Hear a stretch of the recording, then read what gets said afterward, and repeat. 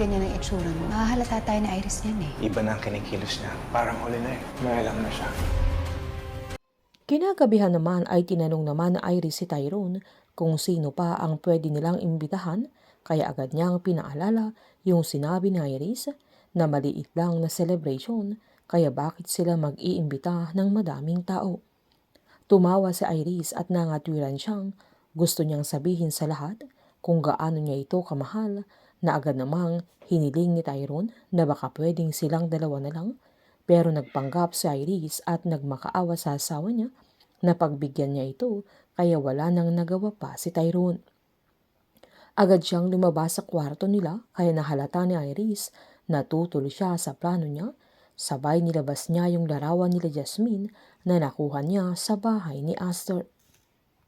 Kinaumagahan naman ay pumunta si Jasmine sa bahay ni Sandro para mangumusta, pero halatang masama pa rin ang loob niya, kaya agad sinabihan ni Jasmine na pumunta siya doon para makipag-usap dahil sa bangayan nilang tatlo, na agad namang sinabihan ni Sandro na wala siyang karapatang magselos. Sabay tinanong niya kung mahal pa ni Jasmine si Tyrone. Todo dinay naman ito, kaya sinaad niyang hindi niya mahal si Tyrone, kaya niliwanag ni Sandro na ginagawa niyang lahat para sa kanyang anak. Pinaliwanag ni Jasmine na napaka-importante si Camila sa kanya at ginagawa niyang lahat ng makakaya niya para linisin ang pangalan niya para sa anak niya, at doon sila dapat mag-focus, pati na din sa paghahanap ng hustisya para sa kanyang mag-ina, kaya agad siyang sinabihan ni Sandro na hindi siya nag-aaksaya ng oras. Sabay pinakita niya yung listahan ng mga high-ranking officials at mga partners nila Vito, na isang pangalan na lang ang hinihintay niya para makumpleto na ito. At lumalabas din na may kinalaman si Tyrone sa lahat ng mga iligal na ginagawa nila Vito, pero sinita siya ni Jasmine. Sabay nagpasalamat siya sa update niya, maging ang pagligtas niya sa kanya, at malaki ang utang na loob niya sa kanya, pero humingi siya ng tawad dahil hindi niya ito masusuklian. Sinabihan siya ni Sandro na hindi siya umaasa kung hindi buo ang puso niya, at hindi niya ito masisisi dahil si Tyrone ang ama ni Camila, kaya okay lang sa kanya na kahit mahal pa niya si Tyrone, pero galit namang sinumbat ni Jasmine na hindi na niya mahal.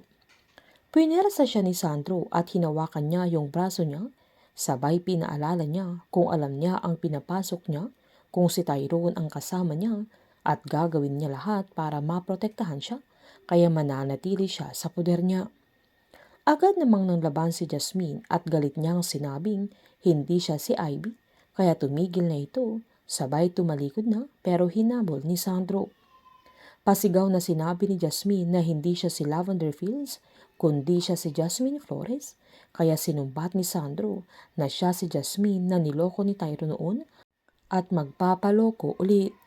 Sinabihan naman siya ni Jasmine na wag siyang magmahal ng ilusyon dahil hindi din siya si Ivy, at nanindigan siyang inosente si Tyrone sa kaso ng mag-ina niya, at may magagawa pa sila sa hinahanap nilang hustisya para sa kanyang mag-ina, pero hindi na nila maibabalik pa ang kanilang mga buhay.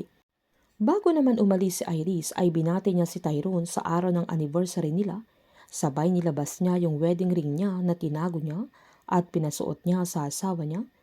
Sabay nagkunwari itong tinanong niya si Tyrone kung asaan yung wedding ring niya.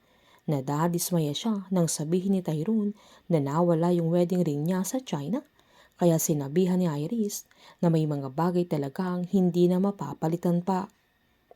Dumiretso si Iris sa hideout nila kung saan andoon si Harry, na agad niyang pinaliwanag na si Rosita yung kasama ni Jasmine sa larawan at si Mang Berting yung isa.